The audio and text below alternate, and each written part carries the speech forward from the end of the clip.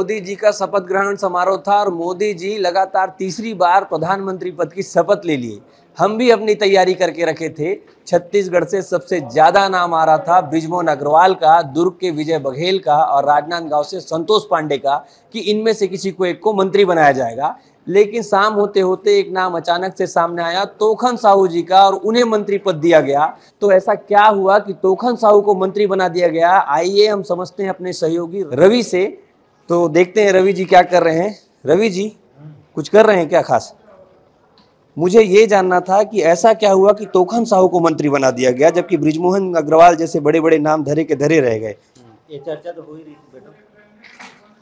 देखो, बृजमोहन अग्रवाल छत्तीसगढ़ के 18 साल से छत्तीसगढ़ में राज्य गठन के बाद 18 साल तक छत्तीसगढ़ में मंत्री पद में रहे हैं।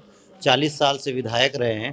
पहली बार चुनाव लड़े हैं लोकसभा और 5 लाख से ज़्यादा वोटों के अंतर से कांग्रेस को हरा के संसद भी पहुंच गए। तो चर्चा क्यों ना हो कि बृजमोहन अग्रवाल क्या छत्तीसगढ़ से मंत्री पद के लिए प्रमुख दावेदार हों। तो ये दावेदार हैं करके ये चर्चा पूरे प्रदेश में हो रही थी। उनके समर्थक भी कह रहे थे।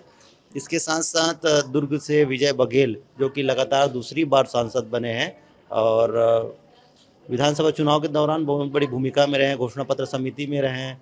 तो उनको लेकर भी चर्चा हो रही थी क्योंकि वो भूपेश बघेल के खिलाफ चुनाव लड़े थे। तो उनकी भी चर्चा हो रही थी। और एक और नाम था संतोष पांडे जी का। संतोष पांडे भूपेश बघेल को चुनाव में हराए तो उनकी भी चर्चा हो रही थी कि उनको भी शायद मंत्री बना दिया जाए। लेकिन हुआ क्या, दोपहर के बाद एक फ़ोन आया तोखन साहू के पास कि भैया आपको बना रहे हैं केंद्रीय राज्य मंत्री। तोखन साहू गदगद हो गए। बाकी लोग अब नाराज तो नहीं कह सकते, लेकिन जो उम्मीद रहती है तो उम्मीद टूटने पर कुछ न कुछ तो होता ही है। निराशा थोड़ी सी आई होगी। लेकिन तोखन साहू को क्यों? तो तोखन साहू का किस्सा ये है कि तोखन साहू साहू समाज से है। साहू समाज के वोट बैंक छत्तीसगढ़ में सबसे ज़्यादा है। छत्तीसगढ़ में ओबीसी के नेताओं की तवज्जो लगातार बढ़ती जा रही है और बिलासपुर लोकसभा सीट से है।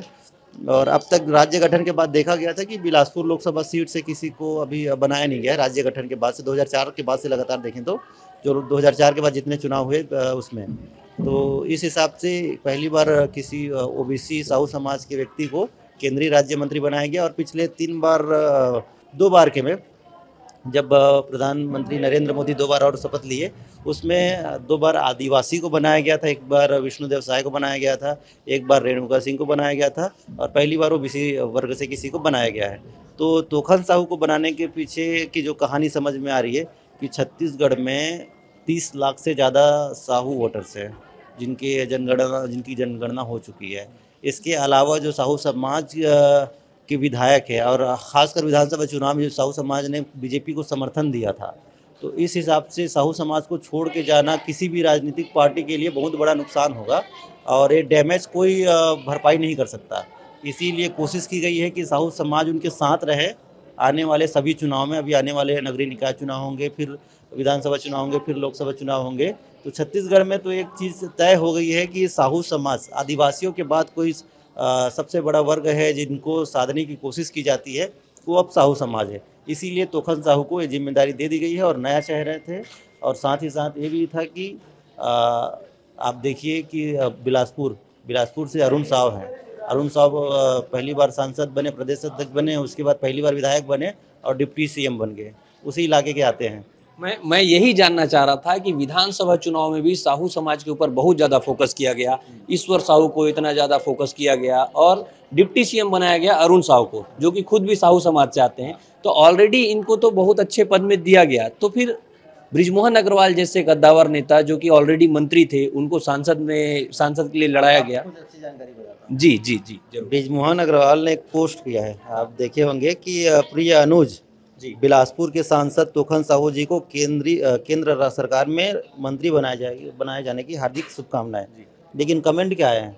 कमेंट आपने पढ़ा है क्या? नहीं। कमेंट आप पढ़िए। नितिन बंसाली तो कांग्रेस के लिख रहे हैं कि भैया आप मंत्री बनते तो ज़्यादा खुशी होती। और अभिषेक चौबे लिख रहे हैं कि बृजमोहन भैया आप यकीन रखो आपका कद का कोई भी नेता इस छत्तीसगढ़ में नहीं है। मतलब उनके समर्थक ये कह रहे हैं कि आप बनते मंत्री तो हमें ज़्यादा खुशी होती। सिर्फ उनके समर्थक नहीं, कांग्रेस से जुड़े नेता भी कह रहे हैं कि आप बनते मंत्री तो ज़्यादा खुशी होती। तो ऐसे ढेरों कमेंट है जिसको आप पढ़ सकते हैं।